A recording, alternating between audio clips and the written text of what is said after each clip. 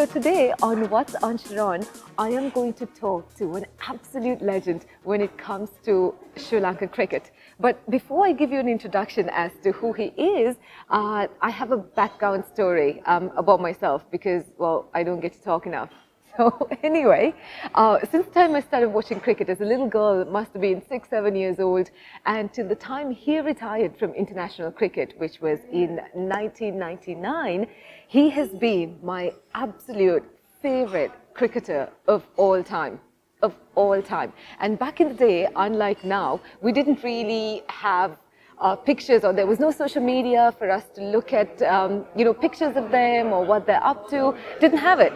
But what we did have was pictures. There was a time in Sri Lanka where they used to sell photographs of all the cricketers. These guys are legends. So when I go into the town, I would buy photographs of him, and at the time it used to be like 5 rupees. So I would, not just one photograph, I must have had about 10, 20 of them, of him in different angles. And I would bring these home, and this is what I would use as my bookmarks. He was my bookmark. So the fact that I'm actually going to talk to him in a few minutes, I cannot tell you how excited I am. So that's the story about me. But anyway, on to more important things.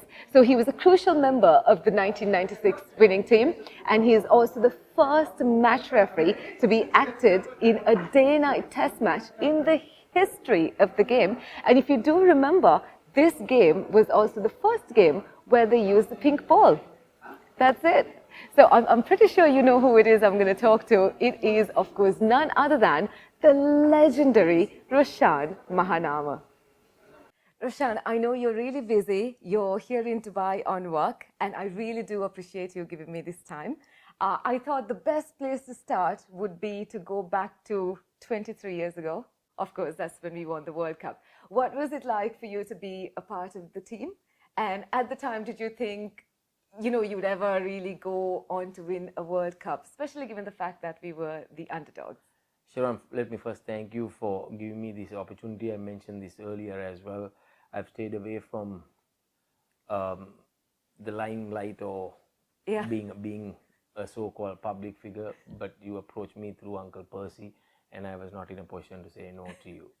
Yeah. I lead a very peaceful life, but then when you said that you've started this, you're kind of starting a career, and I just thought I had a responsibility to support a youngster, and that's the reason I've decided to do a interview after so many years. Coming back to the World Cup win, I think that's the best thing that happened to Sri Lanka cricket at the time, and also not only for the cricketers and the cricket loving public, but for the country itself. We were going through a difficult period. It was traumatic, but the only thing that gave some sort of satisfaction to the people was, I think, watching cricket. If we did well, obviously they praised, but if we fared badly, they had something to talk about. Right. And we were the underdogs throughout the tournament, which made it easy for us. But we also believed in our ability. We felt that we were one of the most experienced sides in the circuit at the time, and nothing really bothered us. We just decided to play the cricket that we know to play in the best possible way. That's what we did throughout the tournament. Few of the key factors, if you break it down, was I think we played as a team. Team spirit was priority for us. We always put our hands up if people were looking up for someone to do something. We never said that it was not our role, and we are not supposed to do that. Whenever we were called upon to do that for the team, for the country, we did that. And third was we played to our strength and not to the strength of the opposition. Right. And that obviously worked out really well because we did win the World Cup. When I look back now, that's the best thing that happened to me, obviously, as a player, and also being involved with the game ever since I was 10 years old. As a youngster, you would want to represent your country. And when I look back now, if you have got a chance to do something for your country, even in a small way, that's an honor, and I consider myself one of those lucky ones. But I don't think when we started our careers, and also when I first played for Sri Lanka, that I'll be part of a World Cup winning team. Yeah. And it's just a dream come true, not only for me, like I said before, but I think for everyone who was part of the team. It was not only the 14 members, but we had support staff, administrators, and cricket loving public who were behind us. Yes, and like I said, 23 years ago, and we're still talking about it like it happened yesterday. And every single time on a day that I'm feeling really down, even like last week, I would watch clips of the finals because it just makes you really happy. It was like one of the best times growing up. But you're lucky, at least you got some clips. I don't think we got those clips. I still remember when we wanted to get a copy of the highlights, we had to pay and get it. Gone are the days. What? Gone are the days where you can just walk in and get something from anyone. So we had to pay and get a copy done. I think I've got a copy. When I say copy, just the highlight package of the World Cup quarterfinals, semi-finals, and finals. And I have not watched it in the recent past, but I think it's etched in our memory. Yeah. And then every now and again, you would want to reflect, and see what we were able to do as a team for our country. Yeah, definitely. So in 2014, you joined this elite group of match referees who've officiated over 200 plus matches. And in 2015, you handed in your resignation. What was your thought process behind that? For me, once I left the game as a player, I didn't know what was going to be my future. We played in an era where what we wanted to do was to play, and we didn't know what we had in store after you hang up your boots. I was a level 2 qualified coach. I was coaching the Sri Lanka A team. I was on a 3-year contract, but I finished in 6 months. Right. I felt that that was not the place that I should be working with all the politics that was going on. Okay.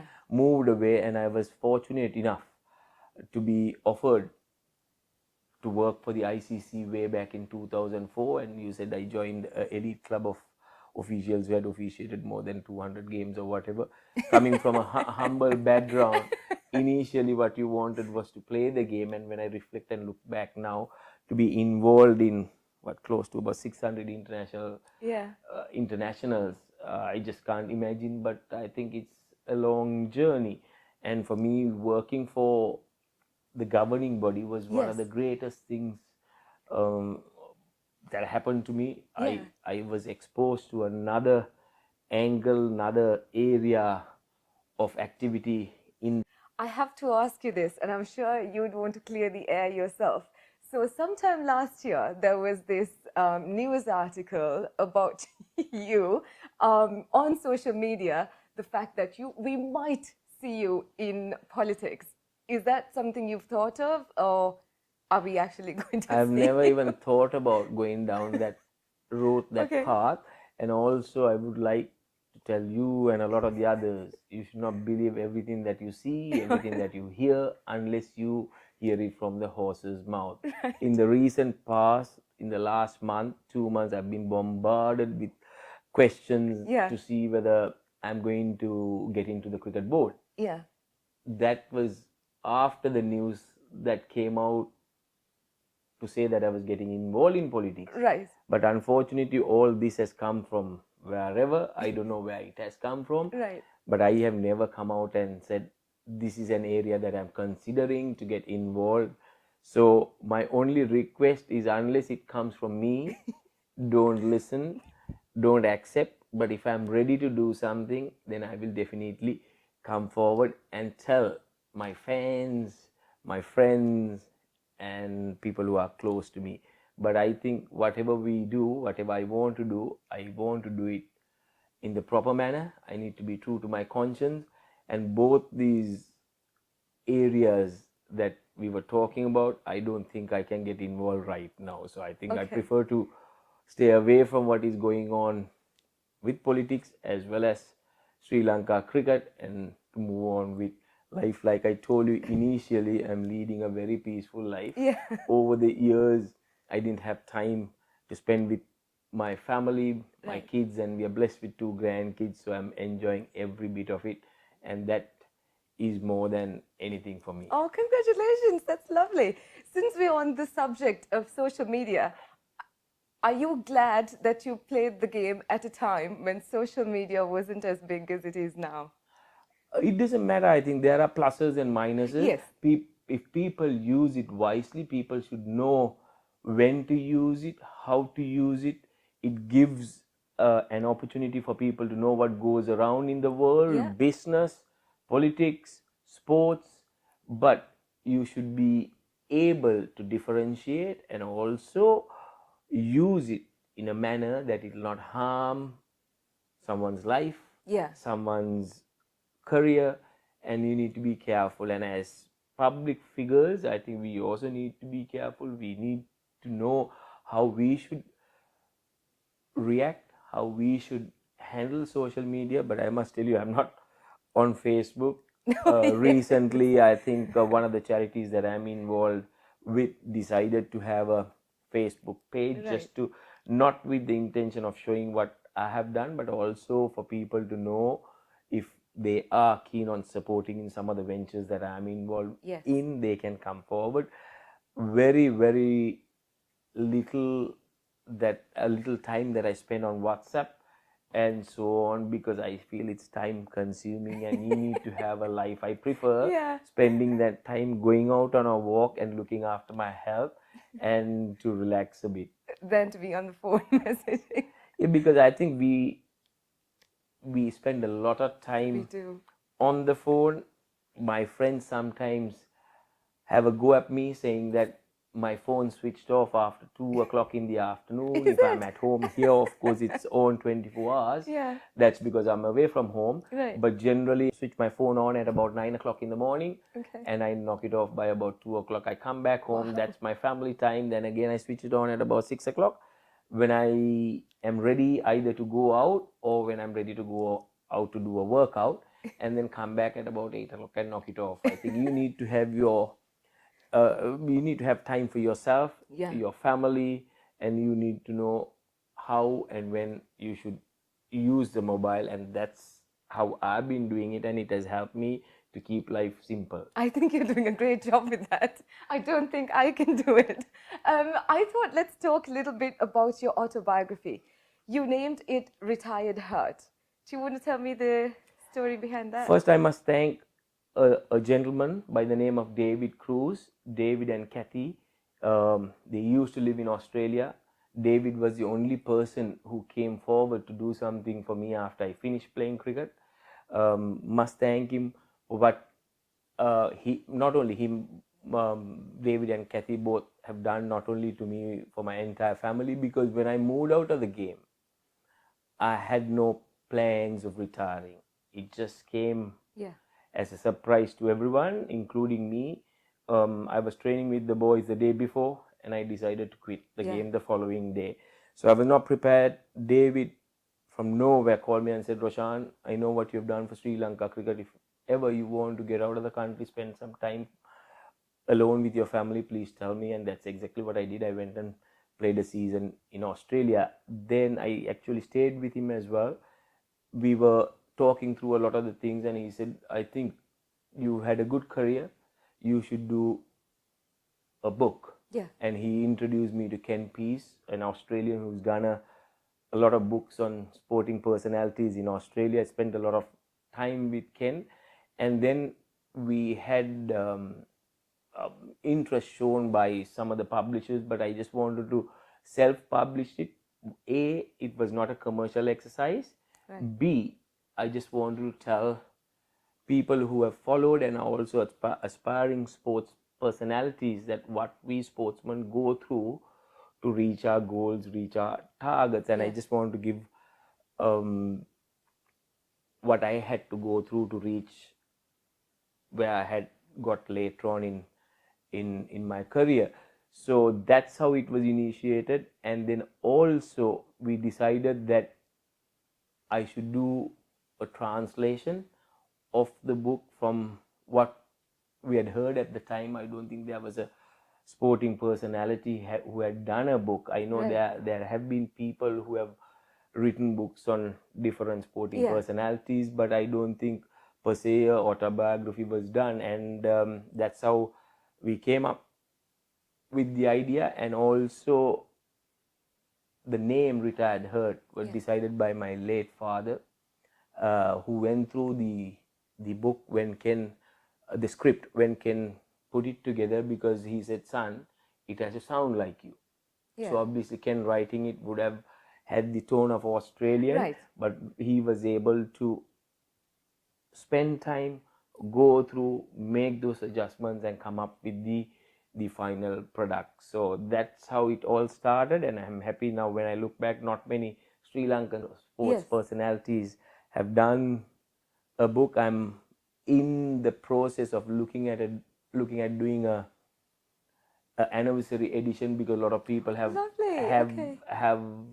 been asking me for the book. We've run out of books, and the company which published in Sri Lanka are not functioning anymore. So there's somebody who's come forward to do the book. So we are in the process of looking at doing a anniversary edition. Okay, lovely.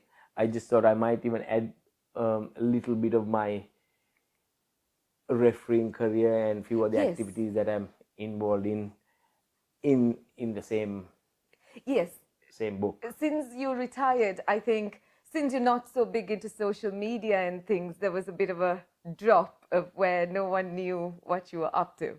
So a book like that would definitely. I think it's always better for people not to know what I've been up to, because that way I can, I think, lead again, like I told you, a peaceful life. But that does not mean that I don't want to interact with my fans, or for my fans and people who've been behind me to know what I've been up to. I'm ever so grateful. There were times that I got back into the team. My career was revived because of my fans, and also the media who have been behind me throughout. So I'm always happy to be in touch with them. That's my responsibility. But at the same time, like I said, I prefer to keep it private and lead a very peaceful life. Yeah. Have you been a superstitious person? Like before you came onto the field, did you have like a routine? I think over a period of time you develop, and then it becomes a habit. A lot of people used to ask me when I was batting why I used to do that with the handle of the bat. I think what happened was I used to wear inner gloves because I used to sweat a lot. And I am generally, if you look at my room here as well, I'm prim and proper. And I hate when the grip of the bat, if it comes out from the top level of the bat. So I couldn't feel it because I was wearing gloves and inner gloves underneath. So the only way I could feel whether it's just on that on the edge of the handle on top, was by putting it close to my chin, and then it became a habit. Yes, sometimes you don't want to wait without doing it. You're a little bit superstitious, and people used to ask me later on, and I can't even remember doing it because it just becomes a habit. I know living in Sri Lanka, we sometimes look into external forces, but I'm not one of them who look into a lot of external forces or depend on these external forces. If you walk right into my room, I generally start the day by praying. That I think is to condition your mind. All religions teachers basically to keep it simple, to do good to people and not to harm anyone, and it's just a case of reminding yourself and also leading a life which is according to whatever religion that you believe in. I'm going to put you in a difficult position here. If you had to bat for your life, who would you want to see on the other side of the crease, past or present? I would say Aravind De Silva. I think when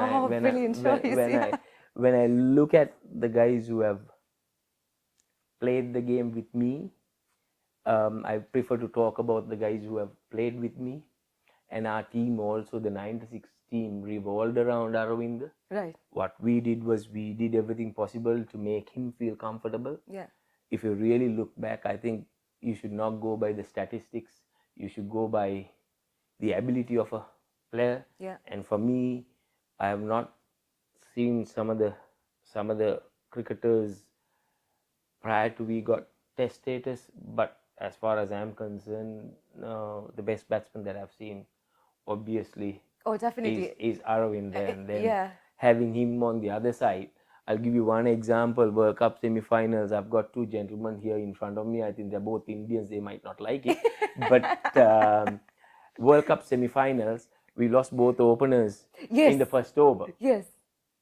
First over, correct. Yeah. And then I was not down to bat at number 5. I was relaxing in the changing room. Suddenly, people felt that I should go in next.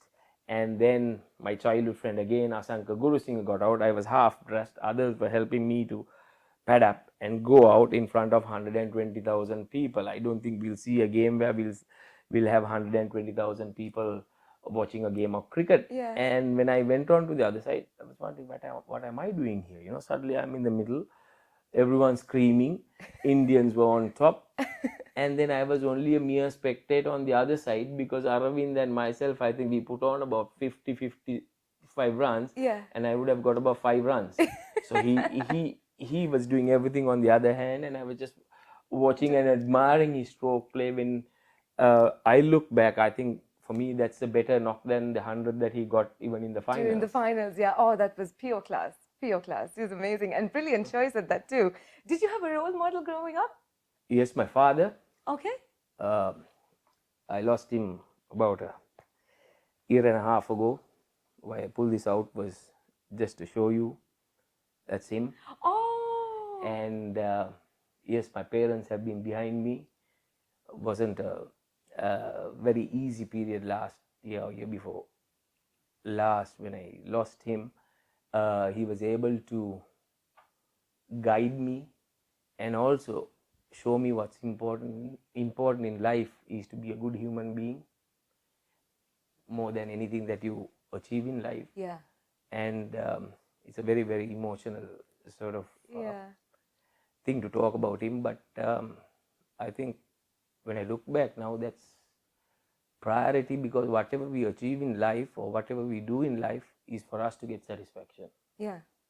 And not for the world to see.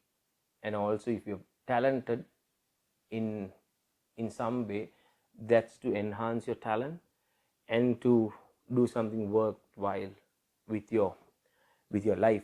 But for me, he taught the importance of honesty, integrity, values, friendship, discipline, and so on, together with obviously my mother and my first coach, Mr. Nelson Mendes. I think when I look back now, we touch on this subject a little while ago, politics, cricket. What we hear now, what we see is corruption, people not being honest, and so on. But I would like to say these people should all come forward and go through a lie detector. It's only your conscience knows what you have done, and I will be the first if someone wants to start. But I want some of the others, including some of the politicians as well as cricketers, to come forward and join me. So I think that, again, coming back to the role models, my father was obviously one of them. But if you're looking at a cricketing personality or two, yes, we've had people in Sri Lanka. Generally, our school ties goes a long way. Yes. And our first test captain was from my school. We've produced a number of national cricketers in the World Cup winning team. I think we had the most from a single school from Nalanda. Yeah. We had Asanka Guru Singh, Kumar Dharmasena, and myself. And Bandula Ayya, who's fondly known to all of us, was the captain of the Sri Lanka team at the time. And I just thought, as a kid, we got a fellow Nalandin who's doing it, and I think I should one day try and play for Sri Lanka. I want to know what you have, maybe 1 or 2 items that you've ticked off from your bucket list, and anything else that you are yet to tick off. Not really. Now I think I'm on the second sort of phase of our lives. I've seen my kids growing, and now I'm in this process of seeing my grandkids growing. So I think we are on the last leg of life. So I just want to make sure that I keep doing the right thing to leave a better place for the next generation. That's all. And I think I've maintained and played the game the way I've been taught to play the game, with a straight bat. Yeah. And I want to finish off my life also by playing with a straight bat. Oh, that's brilliant. I've never heard that before. So thank you for that. I do know you're the brand ambassador for 5 different charities. Would you mind telling me a bit about them? I need to again thank someone now who's turned out to be a family friend of ours, Shiromi Masakorale. Shiromi knew that I always had the desire to do something for people who are in need of help. I grew up seeing my parents doing that, mainly my father's brother, or one of the brothers, have dedicated life for social service. And when we wanted to form our own foundation, we debated, we were talking about it, and then we realized, if you're going to have your own foundation, there'll be times where others, or you will be using other people's money, and you're accountable. And I was working for the ICC, and then I was also on the move, so we didn't want to take that risk. Shiromi came forward, gave an opportunity for me to but at least to get involved as the brand ambassador for HEMA's Outreach Foundation. Through that, we've organized 1 or 2 charity events, and that was the first time that the 96 team came together to play a game of cricket to raise some funds. And with the funds that we raised from that event, we were able to contribute to the education of about 250 kids for 5 years. And also they have about 50 kids who had done their O-levels, but who was looking for support to finish their A-level. So we were able to make a contribution, and subsequently HEMAS, together with the Faculty of Medicine in Ragama, came up with a project to build a center of excellence for kids with disability. And then MAS also came on board. You have 2 reputed companies with the Faculty of Medicine in Ragama. It's been built by the Sri Lanka Army, and we will finish it in the next month or 2. So that's also another project that I'm involved with. Built some schools, a preschool and a primary school. The preschool was, of course, through the HEMAS Outreach Foundation, but the other one was just to keep up a promise that I made. Then I'm involved. And sorry to stop you there, but this obviously works through donations? The HEMAS Outreach Foundation, they built 50 preschools. I built the 39th preschool by my own funds. When I went there, they said they don't have a primary school. I made a promise, but then we realized, I'm not again boasting or saying what I've done, because I'm answering a question, and also to show what we have done through the foundation. I made a promise to the villages that I'll help them to build a primary school. And when I went to Shiromi, she said our mandate is only to build preschools. And then when I went for the 2015 World Cup to Australia, I told a few of my friends in Australia through David Cruz and Keith Thompson, and they were able to organize 1 or 2 fundraising events. They raised half of the funds that we had to raise. Then 1/4 was given by somebody in Dubai, Tariq Qureshi, Tariq and Donia, again family friends, but there again I think I'm the single most donor, but I just wanted to keep up to a promise. And in the last 3 years, through another friend of mine again, Renuka Senadira, through her cousin who lives in the US, Roshan, I think their foundation also goes as Roshan Foundation. I'm not sure the exact name, but they were able to support me by giving uniforms and all the items that these kids need need for their entire year, and we've been able to go and give these kids in the last 3 years, including last month we were in that village. So most of my stuff, it's something that I've done, but through the foundations, yes. But the IIT project is supported by HEMAS and MAS, and there have been a few other corporates who have come forward. So it's going to be a national project, and it's going to be the first national center of excellence for kids with disability. Then I'm also involved in a foundation where we look into the disabled soldiers and also families of soldiers who died.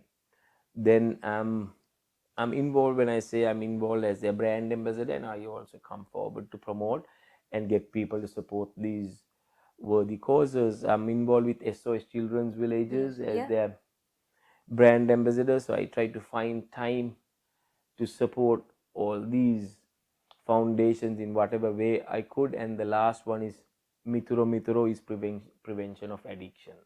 So I try to find time whenever they have asked me to do something for them, and also if there are people who want to come forward to support any of these charities, then I link them up with the relevant parties so that they can coordinate and deal with them direct. I think that's, from my point of view, that's the best way, because that's being transparent, and also they can find for themselves of the activity that's been done through these foundations. Right. I feel as if I've taken so much of your time, but I've just got one last question, actually two. Sri Lanka did really well in South Africa in the Test series. Is there anything that you think we need to focus on a bit more just before the World Cup is just a few months away? I think I'm happy for the boys. That would have given them the much needed confidence. Yes. I think you should never write off the Sri Lankans. Will always come from nowhere and spring a surprise. I think what the boys need to do is to build on what they have done in this last Test series. What they need to keep in mind is that they need to play as a team. It's a clear indication that we have talent.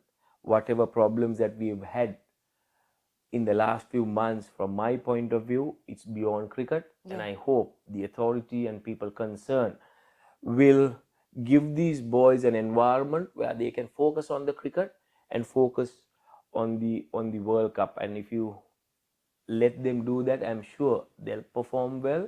And also to some of the senior players who are going to be joining them in the shorter version, to be role models, guide them, and be that father figure that they're looking up to. Yeah, definitely. After the South African the Test series, there's like a little bit of sunshine there when you're talking about the World Cup. So that's always a positive thing to, I guess, look at. Definitely, I think it just came in at the right time for the boys. That's why I said they would have given them the much needed confidence, and also they can now start to believe in themselves, and also to have faith in the ability that they've got. But my only advice again is for people not to get carried away, and also to give these boys that environment to play cricket in the best possible way that they know to play the game, and don't bring the cricketing politics that we have in our country into the team and to the game. Let them be free of all this and focus on what they have to do for the team and for the country. Just before we finish off, I'm going to tell you something which might freak you out just a little, but I hope it doesn't scare you too much.